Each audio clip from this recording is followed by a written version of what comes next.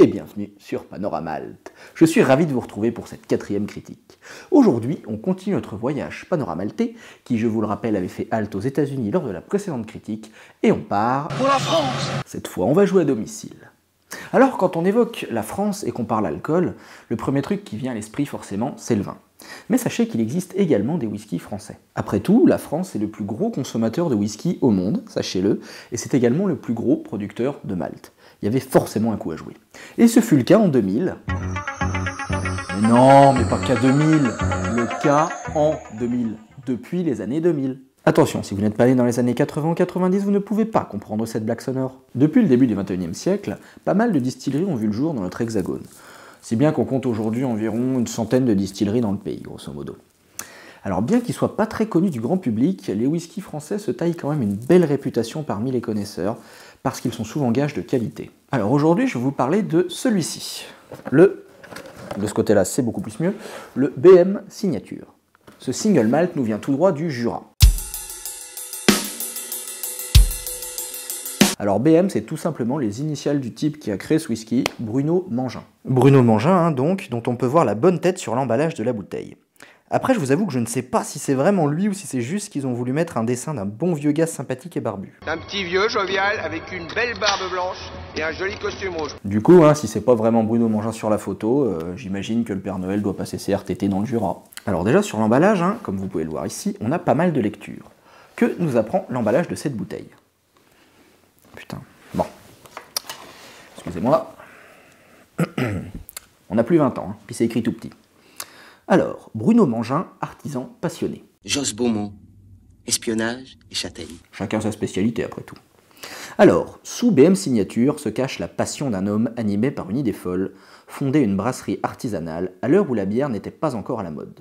De plus, dans le Jura, terre de vin par excellence. Alors en effet, en 1994, Bruno Mangin va fonder sa distillerie, assez célèbre d'ailleurs, la Rouget de Lille, qui présente au jour d'aujourd'hui de nombreuses bières à sa carte. Ensuite, une terre, le Jura. Bruno Mangin fabrique ses premières bières dès l'adolescence. Devenu cuisinier voyageur, l'homme part à la rencontre des producteurs, s'imprègne de différentes cultures et découvre des saveurs nouvelles. De cette exploration des sens, il revient avec l'envie irrépressible de créer des spiritueux inspirés du patrimoine naturel local. Donc la brasserie est ouverte en 1994 et c'est en 1999, 5 ans plus tard, que la brasserie devient brasserie-distillerie et que les premières fabrications de whisky ont commencé. Un goût unique. Les whiskies, vodka et gin BM Signature sont avant tout l'expression d'un terroir. Les matières premières sont en majorité issues de la région. Vieillis en fût ayant contenu du mac-vin, du vin jaune ou du vin de paille, les whiskies se sont forgés un caractère unique aux accents jurassiens. Leur malt fumé rappelle le goût si particulier des salaisons de la région. Les vodkas sont parfumés à la truffe, à l'asperule, au bourgeon de sapin ou à l'herbe de bison. Le gin dévoile son originalité par ses notes montagnardes de gentiane, d'absinthe et de genièvre mêlées à des senteurs d'ailleurs. On sent tout de suite qu'il y a de la recherche et qu'on va être sur un produit très peaufiné. On sent que notre petit Bruno, là, il veut vraiment nous faire découvrir des saveurs. On ressent sa volonté de nous faire plaisir en amenant de vraies bonnes choses, de vrais bons produits, franchement, dans la bouteille. Et ça, franchement, rien que ça pose les bases, quoi. Ça crée d'entrée de jeu une ambiance chaleureuse, presque, et on a envie d'y goûter. Alors donc, concernant plus précisément les whiskies, il existe une horde de déclinaisons des BM Signature. Alors attendez, déjà, quand on tombe sur 4 kikis, on dit pas une horde. Ah bon, on dit quoi? On dit 4. Bon, ok, du coup, il existe 4 BM Signature. Vieilli en fût de vin de paille, vieilli en fût de vin jaune 9 ans d'âge, vieilli en fût de vin jaune 12 ans d'âge et vieilli en fût de mac-vin. Ce qui n'a rien à voir avec les avions de chasse, hein. C'est pas... c'est... qui est un vin de liqueur. Mais lequel se cache dans cet emballage, me direz-vous? Le suspense est à son comble, on ressent une tension. Et donc, nous avons droit à ceci. Le BM Signature vieilli en fût de vin jaune 9 ans d'âge. Alors rapidement, une petite histoire perso avec ce whisky, c'est un très grand hasard que je me retrouve avec une bouteille. C'est un peu le coup de l'effet papillon. Parce que j'étais un petit peu en froid, en fait, avec les whiskies français. Je m'étais frotté au Bellevoix, notamment, et au Guillon, auxquels j'avais vraiment pas accroché. Je les trouve un petit peu trop, comment dire, pas à la française, mais un peu trop strict. Je sais pas trop comment le décrire. Bref, j'ai pas accroché du tout. Du coup, j'étais un petit peu fermé, un petit peu hermétique au whisky français. Mais j'ai un très bon ami qui aime beaucoup, lui, par contre, les whiskies de chez nous. Du coup, pour son anniversaire, je voulais lui en offrir une bonne bouteille, et je suis allé chez mon caviste, qui m'a orienté chez BM, en fait. Oui, non, pas les voitures. Bref. Et bah donc on arrive, le moment venu, je lui offre, on goûte, et dès le lendemain matin, je suis allé m'en acheter directement une bouteille. Le lendemain matin, peut-être pas, on n'était pas en état, mais au moins le lendemain, j'y étais. Cette bouteille, d'ailleurs. Et ce fut une très bonne surprise. Donc sans vouloir spoiler, je pense qu'elle va clairement prendre le dessus du podium. Alors certes, j'ai plus de barbe, mais ça m'empêchera pas de faire quelques petits tours de magie. Petit verre de dégustation. Moi, beaucoup trop simple.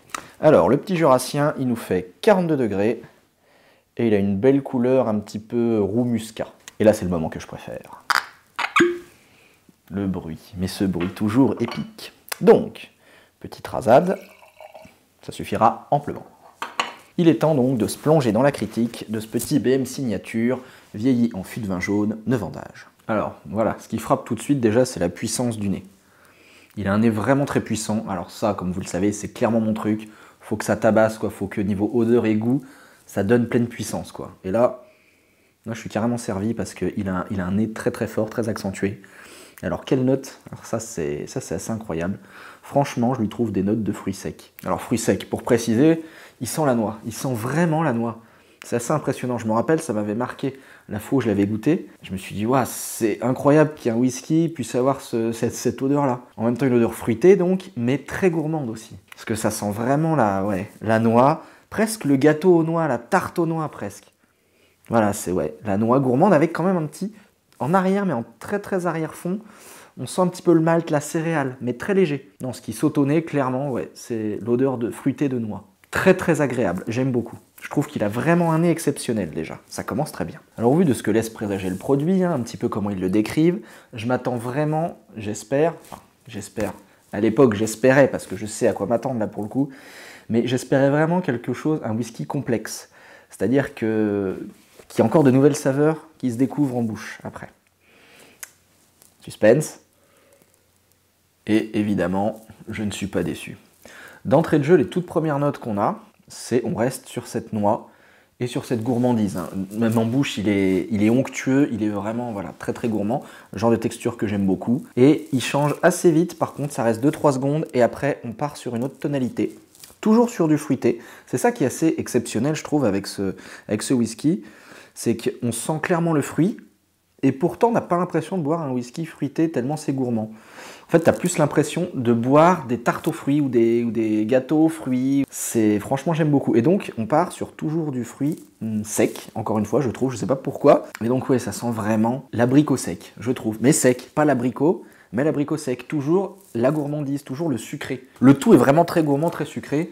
Ça, à quoi c'est dû? Très clairement, c'est dû au vieillissement en fût de vin jaune, qui apporte cette touche de sucré, de gourmandise. Cette touche qui est absolument délicieuse, je trouve. Donc voilà, en bouche, changement de tonalité, de la noix, une bonne vieille tarte aux noix, bien grasse, et qui se change assez vite en abricot sec, mais voilà, toujours très gourmand. Pas une tarte aux abricots, vraiment de l'abricot sec, je trouve. Et c'est assez exceptionnel. Ce whisky, je le trouve excellent. Excellent. Ça, c'est un excellent hamburger.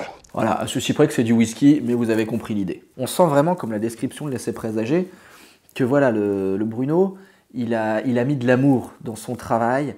Il veut vraiment nous faire découvrir des choses en proposant un produit qui est vraiment très travaillé et très gourmand et vraiment fait avec le terroir.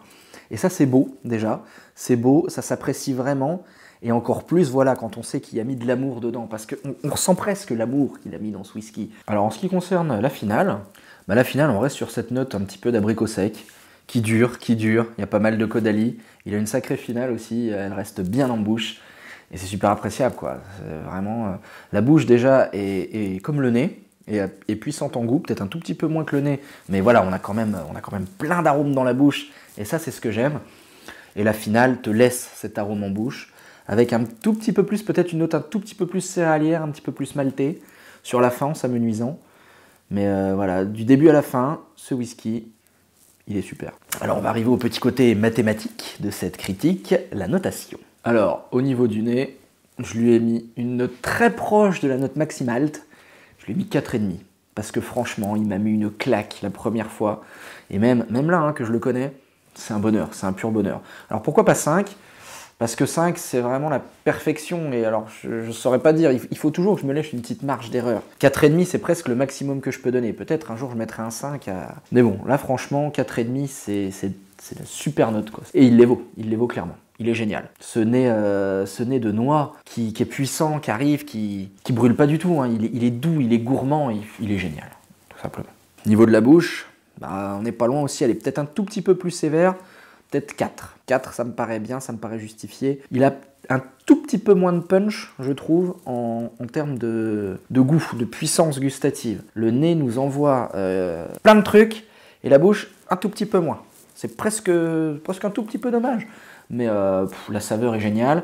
Le fait de sa complexité, où il change un peu, où on part sur de la noix pour partir sur de l'abricot sec, le tout restant extrêmement gourmand, c'est super. C'est pareil, c'est génial. Un bon gros 4. Puis pour la finale, voilà, même constat, c'est super. Gustativement, c'est extra. On part sur cet abricot sec qui traîne un petit peu, qui est un petit regain d'épices, de céréales à la fin. C'est maltais. Les caudalie sont tout à fait acceptables. Non, c'est très bien. 4. Là, à peine on arrive là, je vais me contredire de ce que j'ai dit il y a 5 minutes, ou peut-être même moins sur la... Bref, ça c'est la magie du montage, vous me laissez faire. Appréciation perso, 5, c'est tout.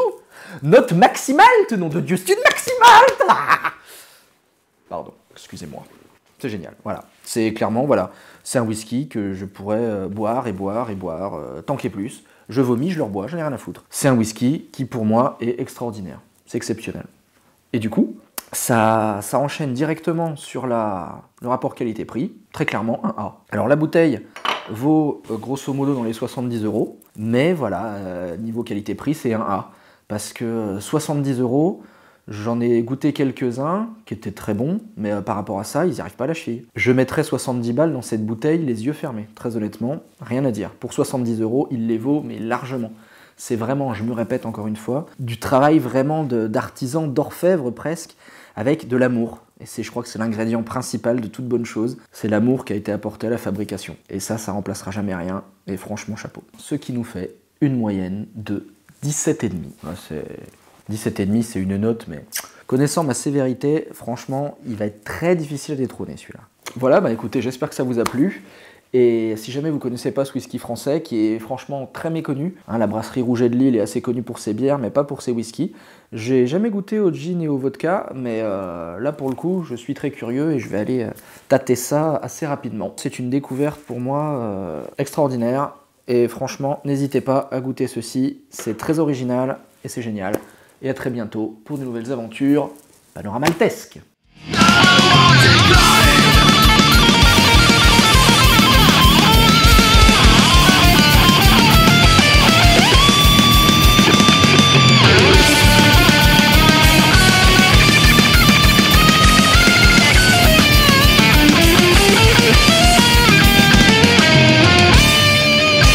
Les whiskies français sont français, déjà. Eh oui. Du coup, si c'est pas... Oh, catastrophe. Je trouve qu'il sent vraiment la noix, ce fruit. Mais arrête de picoler, ça te va pas. Ça sent l'abricot sec. Alors ça, je sais pas si vous entendez. Voilà, ça c'est un félin. Mon félin. Un félin particulièrement chiant ce soir, mais les félins sont extrêmement puissants. Les félins seront les maîtres du monde, respectons-les et aimons-les. Et achetons des patins à leur effigie. Très important, beaucoup trop important. On ressent presque l'amour qu'il a mis dans ce whisky. J'espère qu'il n'y a pas de semences, hein, mais calmons-nous, ça sera bêtisier, hein, parce que sinon je vais me faire fumer.